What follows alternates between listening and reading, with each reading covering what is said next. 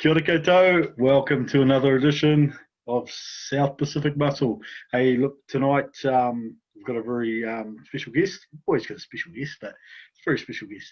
We've got a young IFBB pro, Tom Shaw, who I believe is the youngest New Zealand pro currently and the youngest to ever achieve the pro card. So it's going to be interesting talking to him, Mike. Yeah, looking forward to it. Yeah, he's a top quality bodybuilder, young man. Yeah, that's good. Absolutely. Hey, look, without further ado, should we get him on, eh? Yeah, let's do it. Let's do it. We're good now? We're good. Yep. Can hear you well. Awesome. Welcome along, Tom Shaw. How are you tonight? Not bad yourself? Yeah, really well, really well. Hey, look, I thought we could kick off just with you giving us a brief intro for those that don't know you. Let us know a bit about your background and where you come from, what you do. Okay. My name's Tom. Most people call me Tommy. I started bodybuilding in New Zealand, I think when I was 16. I did a couple of NABBA shows, and then jumped over into the IFBB. Had a bit of luck in there. Ended up taking out teenage Mr. New Zealand, a junior Mr. New Zealand. I went over and won the Junior Arnold Classics. Then came back, took a couple of years off.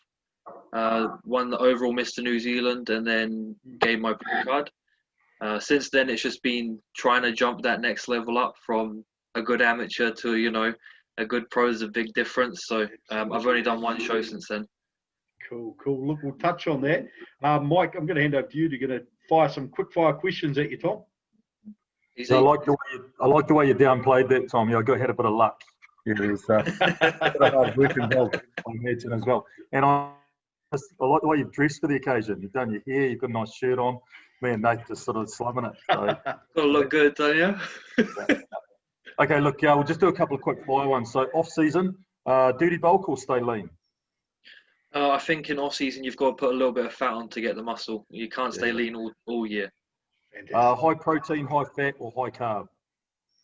I think structurally based, you should start with high protein, then high carb from there. I've never really worked well with high fats above carbs, so for me personally, high protein, high carb. Off season volume or intensity? Always intensity. Nice. No need to go in the gym and do 4 hours. You can go in, do an hour, get it done. Like it, man, after my own heart. Have a little bit of a freeze. Yeah. Right, I think we're all back. We lost you there. Yeah, sorry about that. So off-season, carb cycle, mini cut, or do you just keep pushing the food? I think best thing to do is probably do a mini cut every now and again, just to get your sensitivity to the food back up, and then push again hard. So you keep somewhat relatively lean, not too. Yeah, you don't want to get too fat, but you don't want to, become blunt to the nutrition. Yeah, insulin's important. Righto. So moving on to pre-comp. Do you tend to cut hard and fast, or do you take a long time coming in? For me personally, I'm the kind of person who would take 16 to 18 weeks, nice and slow in. That way you can control a lot of variables that go into the show instead of, you go hard and fast, you're going to burn a lot of muscle to get down there. You're going to be, doing excess amount of cardio. Me personally, I like to keep cardio on the lower end and keep my weight intensity up during training. That way I can really get the best and build muscle. Yeah. So that leads me on to the next question. Do you prefer to cut food or do more cardio? More cardio. For me, even though I go low and slow, I would prefer to add a bit more cardio and keep my food up, because you keep taking food out, I get a little bit of an arsehole.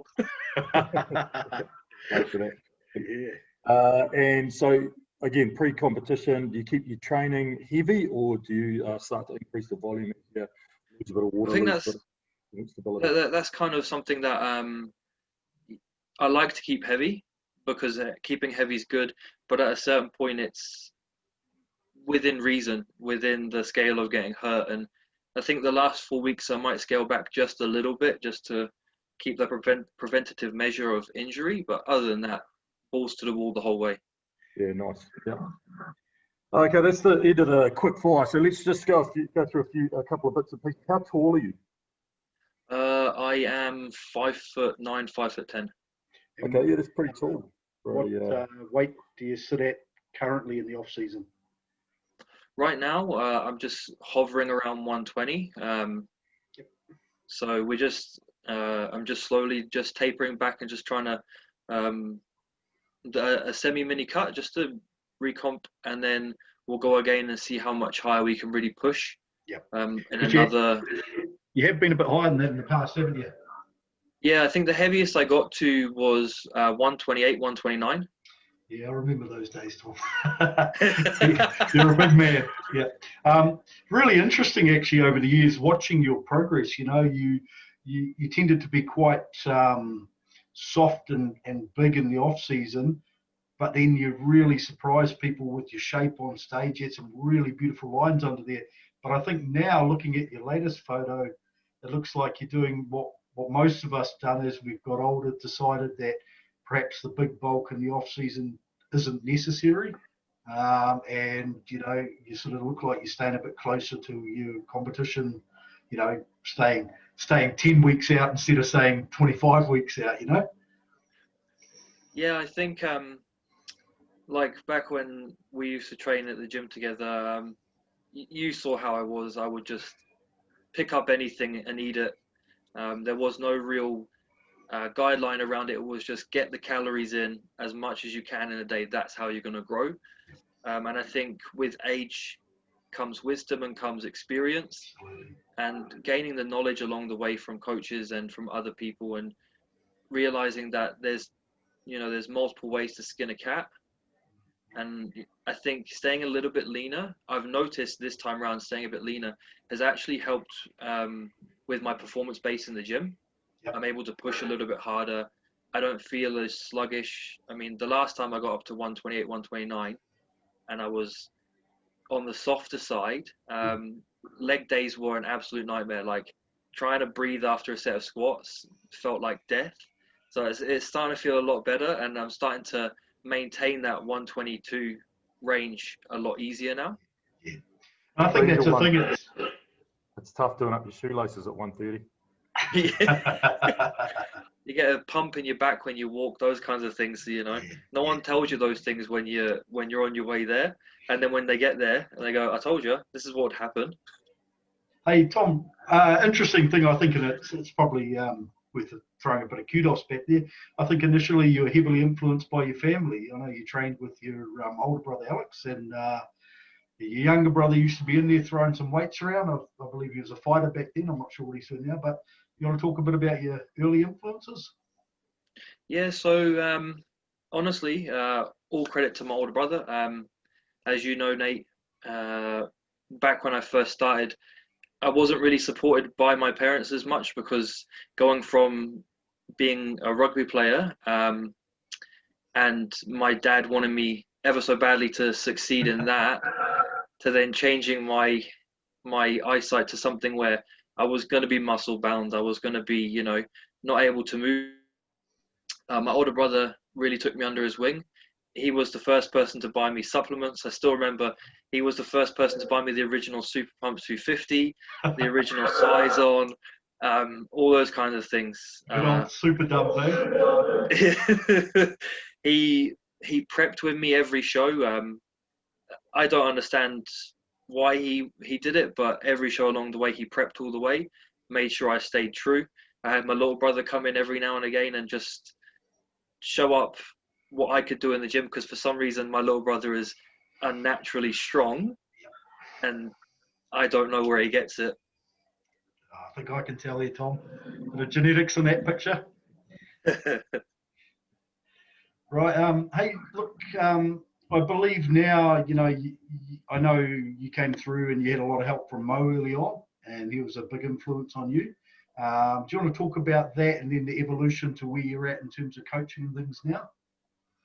Yeah, so I was very, very fortunate to for Mo to actually see something in me from the very first time we met, and then from there he really became a mentor to me, and nurtured me along the way and pushed me in the right directions of the places I needed to go, of my training, my diet, because I owe everything to is I don't think many people know the story behind the Arnold Classic, But when they invited us, we had to cover the cost. The invitation was because we had qualified, and I couldn't afford to go. There was no feasible way for it. And I actually reached out to Mo, and this is when we were very, very new in our relationship. And he, out of the kindness of his heart, covered all costs and accommodation, everything for me to get to the Arnolds. He made sure I got there. I was in the same hotel as everyone, that I had no worries at all. And then from there, that's where it really sparked, of what I could achieve and the kind of slow progression. And he's really he's the one who taught me a lot of the mentalities that go into being a professional bodybuilder very early on when I was an amateur. And I think he nurtured me in the right direction to seek out what the top pros are doing to become a top pro. So I think that's where I've ventured onto my coaching path now. Is Mo did everything he could for me to get me to this point. Just the right time for me just to move forward a little bit, and take some stress off of him and move into someone who was paid to watch what I'm doing. And you're with trained by GP? Yeah, I'm with Jordan Peters now. So it's a very, very different approach to what I'm used to.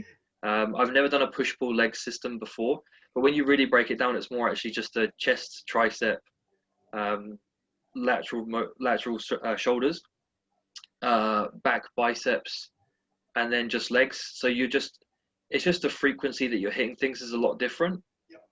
And the intensity that is demanded from you is a lot different to what I've had in the past. You're working on the progressive overload system where you're looking back for me it's 12 days and I'm trying to beat the rep range, the weight, the form, some aspect of my previous best I'm trying to beat.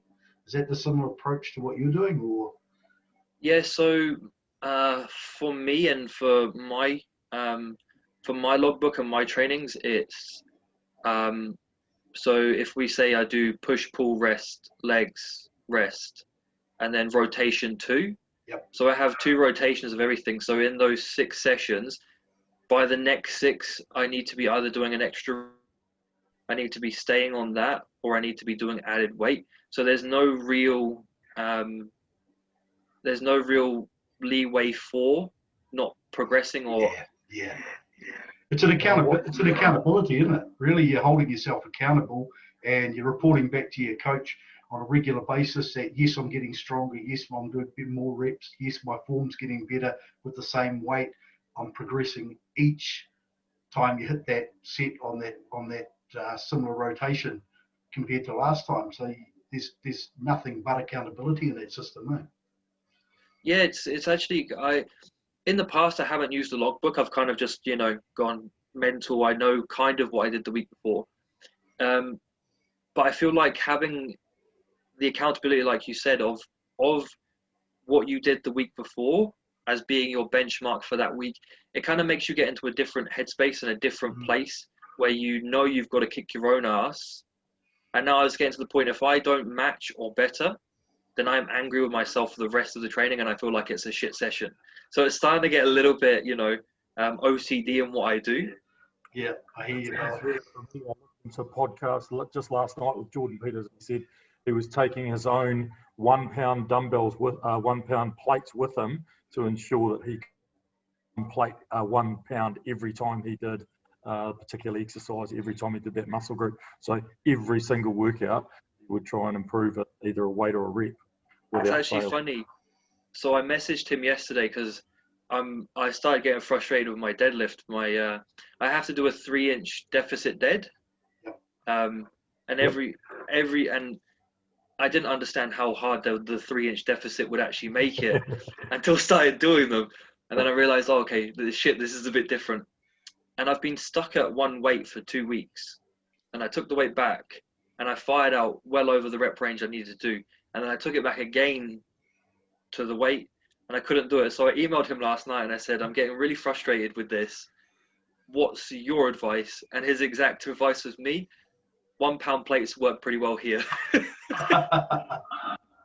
Yes, yes. Yeah, those deficit deadlifts, I remember them from my strongman and powerlifting days. And once you go over about 2 inches on deficit, it really changes the mechanics of the lift so much that it really highlights your weaknesses.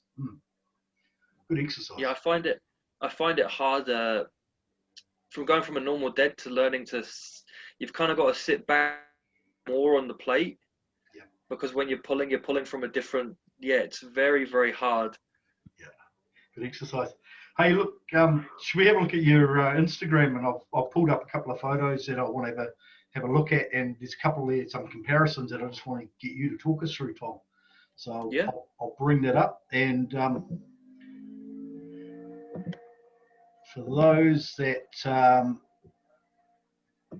aren't following Tom already, so Tom Shaw _IFBB _pro, that's Tom's Instagram, so you can follow him on there. Pretty regular updates. Look, the first one I picked, Tom, was this one here. You want to talk us through that photo there? I would believe the one on the left is after winning my junior nationals. It's actually funny looking at it. I actually remember how excited I was at the fact that my legs had separated, and I had the markings of some hamstrings coming out of this show. So that was that show. I think that was literally the show before I went over to the Arnold's, where everything changed, where I kind of took it to the next level and realized that you can't fuck around half the time. You've got to take everything seriously all the time. And then on the right is actually my pro debut, which last year July in Vancouver. And that's just the idea of the different training mentalities and the different training styles. So on the left, it was a lot of volume and not really, having a set schedule or a program of what I was going to do. And on the right, this was under the guidance of Matt Jensen. And this was very, very similar to Jordan Peters, of very intense, very heavy. They all kind of model their training their training programs off of Dorian, very old school, heavy, hard, and get out. So with Matt, I would be doing on a chest day where my chest grew the most for this show. I was doing 3 main movements and a rest pause 4th movement, and that was it. So there's a lot of differences between the two, and I think the culminating factor would be just the lowering of the volume, but upping the intensity and the weight lifted. How are you finding those rest pause sets? I could say 100 things about them. When you get a decent weight on them, and you when I first started doing them, I didn't understand that you meant to put the weight down. So I was doing rest pause sets on leg press, holding the weight with it not locked out on the machine, and then having to go again. And same thing with press, holding it at full extension like this, and then going again. I think rest pauses are actually, until I learned how to do them properly, but when you learn how to do them, I think they're fantastic. They're something that really gets that drives that blood in and forces you to failure. Real intensifier. It's a fantastic intensifier. How long would you rest for? Rest pause sets? So people do different rest intervals. Matt Jensen does 15 deep breaths. So you would sit and you just, and then you go again. Jordan Peters, mine is 20 seconds pause between. So you would find a way that you can get 12 reps, but 12 reps are hard. Then you would take that 20 seconds or those 15 breaths. Then you would try to complete half of what you did the first time or more. And then you would take that same rest again and then go for the last one. And it may sound easy, but if you're performing it with the correct and the correct form is very, very important in those to really stress the muscle tissue. When you perform it correctly, they are possibly one of the hardest things you could do. Jordan did spend a lot of time talking about technique and form last night on the podcast. Yeah, Yeah, it's just important to up your the progressive overload every time you train, but not at the expense of, bouncing it out of the bottom or sacrificing your form. So, yeah, locking in is something that he's very, very big on. Locking in tight, keeping the. He prefers a 3-second eccentric, so when you're doing those sets, you have to really lock in tight to be able to resist for those 3. So, yeah, if anyone out there is listening to this and is wondering, how to get the best out of a training session, lock in tight and work your negative range as well, not just throwing the weight around for the sake of throwing weight around. Absolutely. I think that's probably one of the best bits of advice you could give to a new bodybuilder is to, it's not about just getting that weight up, it's about the movement down. And you see it so often. And I think when you get sloppy like that, particularly as you get older, particularly as you get stronger, that risk of injury is just huge. Yeah. There's a lot of talk about, pushing the weight, getting stronger. To be bigger, you've got to be stronger. But that's the muscles getting stronger, not just pushing more weight around. And as Nate and I are probably finding getting older, we've got to try and put as much stress on the muscle with as little weight as possible to try and develop that muscle without blowing our joints out. Yeah, it's one of those things. I think when you pick up any, real heavy dumbbell or, you pick up anything heavy, unless you're locked in and you're, being cautious and you're taking that rep or that set effectively in the correct technique, you have to be lucky not to hurt yourself. You have to be lucky not to tweak something. And you see these guys in the gym who go in and load a squat up and they try squat it. I had to tell off a kid the other night who was doing squats next to me, and he was going not even to parallel, and his back looked like a bridge, just dropping and going up. And I had to stop him and explain to him that this is going to get you hurt. Lighten the weight. It's one of those things you've really got to, even for me on certain movements, I've had to just throw the ego out, bring the weight back, and then really work on actually the correct movement path and the correct tempo, everything to get it right. There's nothing bad in just pulling back a little bit and then progressing again once everything's tight and you're moving in the right way. We're not weightlifters, right? Just trying to put stress on the muscles to make the muscles grow. Exactly. I mean, look what happened to Nate when he was a powerlifter. Yeah. Hey, Tom, this photo here, it looks like your first ever show. Do you want to tell us about, how you felt at your first ever show and how that compared to doing your first ever pro show? So I imagine there'll be some similarities here. Yeah, so there's some similarities and some differences in terms of, so that was my first show. I think I got ready for that show. I was 17, so I was still at school. So I did that in 6 weeks. And yeah, the whole thing, being told you can only drink 250 mils of water, that was a whole new concept to me. I freaked out. What do you mean? Only 250 mils of water? How am I meant to survive, right? And along the way being told to have a cheat meal, and I thought a cheat meal was like a tiny little chocolate bar and like a couple of bread rolls, not realizing what an actual cheat meal was meant to do. But the feeling I had in that first show was, very unsure, very nervous. I was actually a very shy person before I started bodybuilding. My parents still don't understand how I've become the person I am today, who's not too shy at all. The first show was very nerve-wracking. Getting on stage, I was shaking. I felt tiny. I felt like, what am I doing here? Like, this isn't me. But then, after I saw the photos and I actually realized, okay, this is my first show. Then I kind of got that buzz to get back in the gym and get going again and do another one. It was really good thing what I could do in 6 weeks, and kind of realizing there's this crazy world out there called bodybuilding that, it's quite actually big in New Zealand, but unless you're a part of it, you don't realize that it's that big. Yeah. I think the difference though, in terms of being at a pro level, I think in my first show, it was kind of like the big lights and whatever, but it wasn't the same.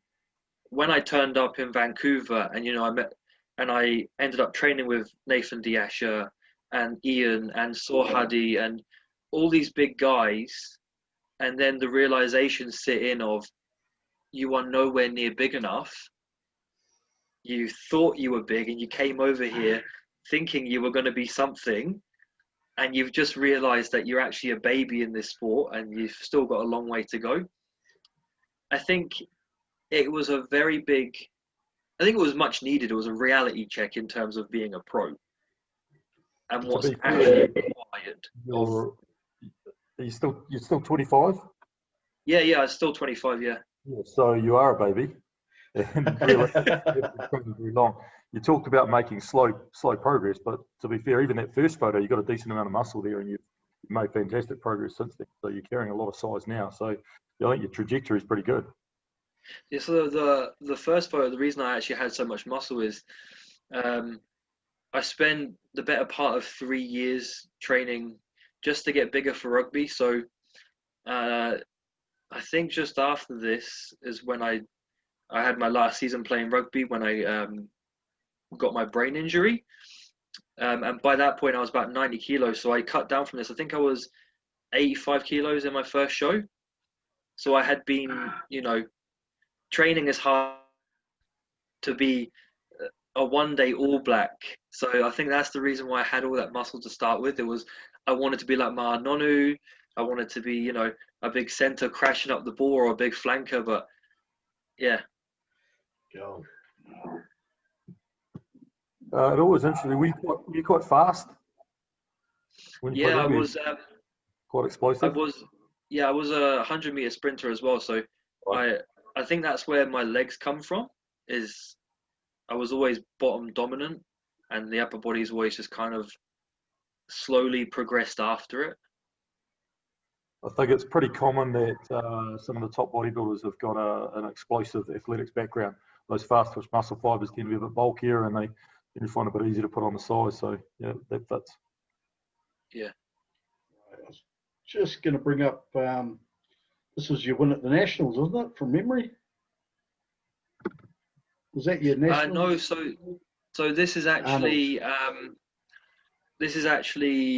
the weekend after winning the Arnold Classic. So this is when I was 19. Oof, it's a good set of legs for a 19-year-old, Tom. Yeah, I think with this, it was just the angle of the photo more than anything. It's never looked this big.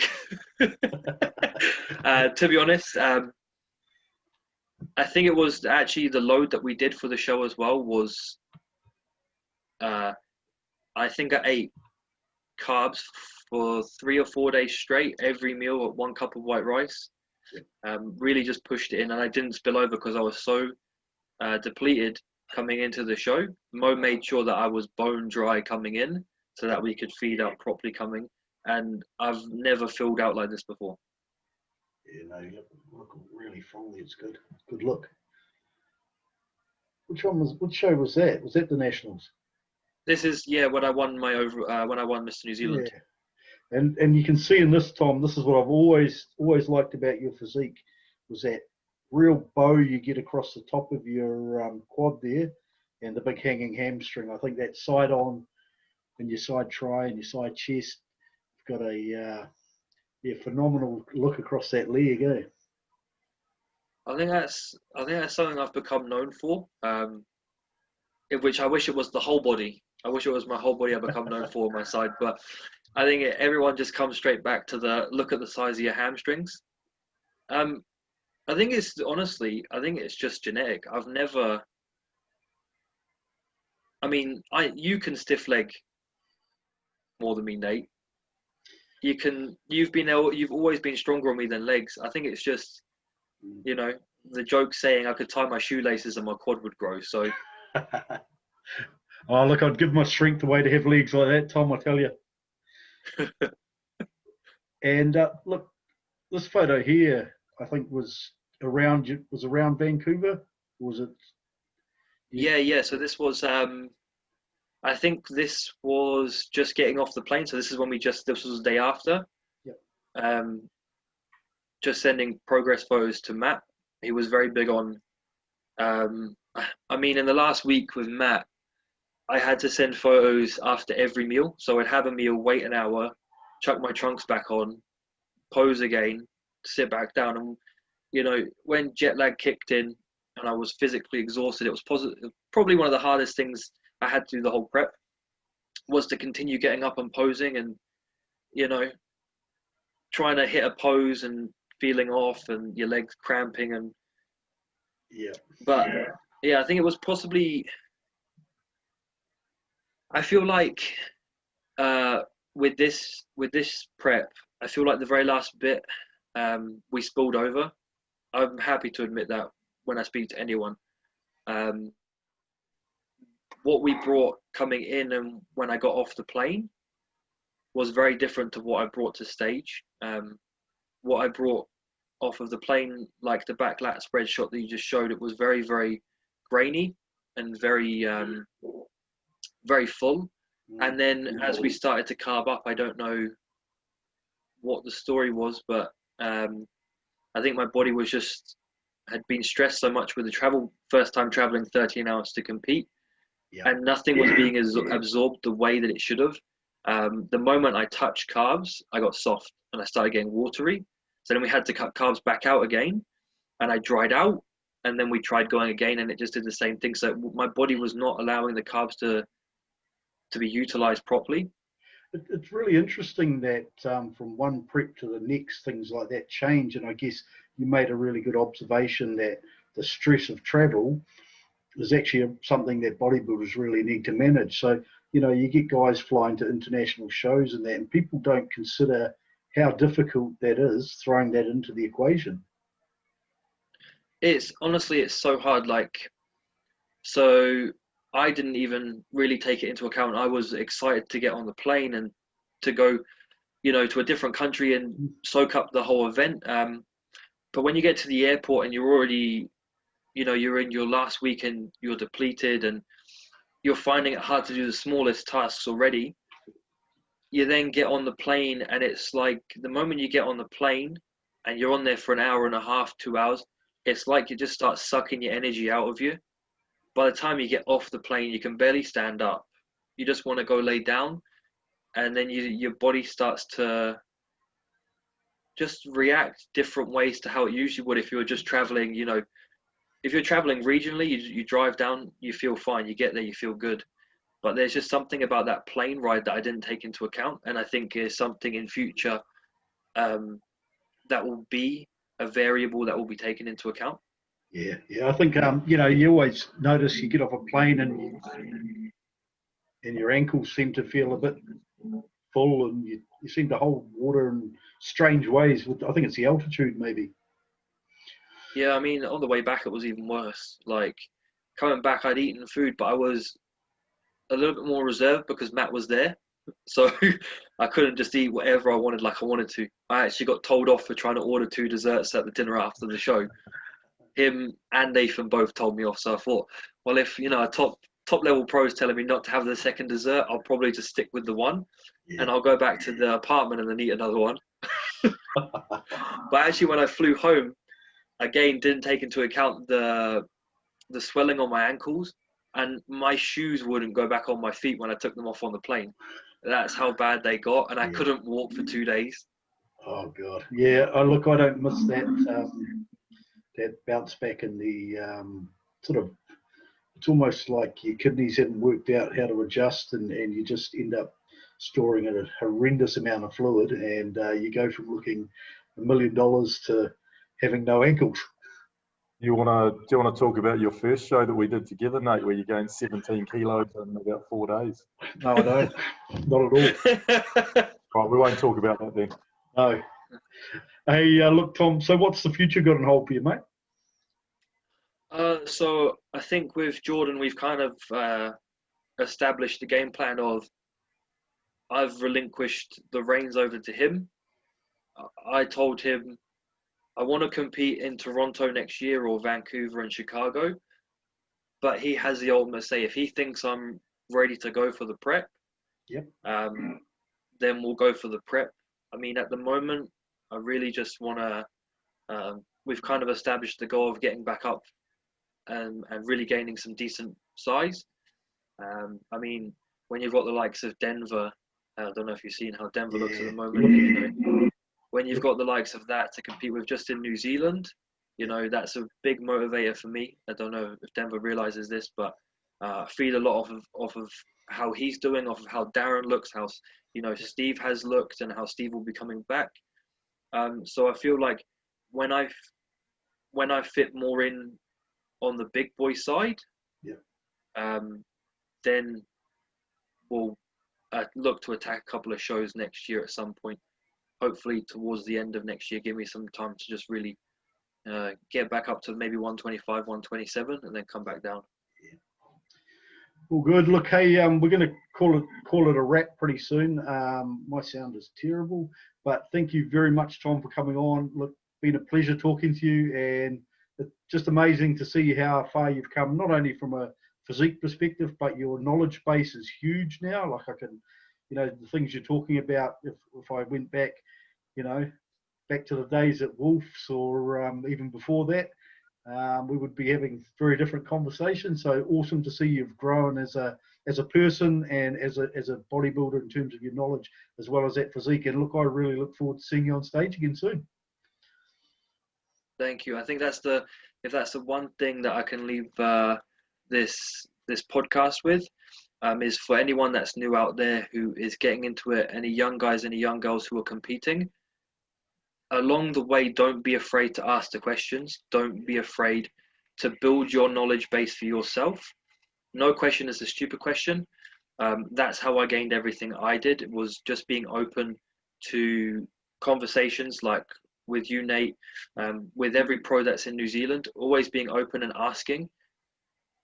We're always going to respond to you. We may not respond to you as fast as you may like, but we're always going to give you those answers back, or at least give you our time and just give you what we think. So when you're starting out, gain all the knowledge you can, assemble it, put it together, and make it work for what you feel. Awesome. Hey, thanks very much, Tom. And Mike, thanks for Mike for asking some, you know, Thanks for your time, Tom. Much appreciated. Thank you so much, guys. Okay, so thanks very much, everyone who's out there. Look, again, if you want to get on board and have regular updates, please follow us on Insta, subscribe to our channel, and we'll keep the stuff coming to you. In the meantime, stay safe.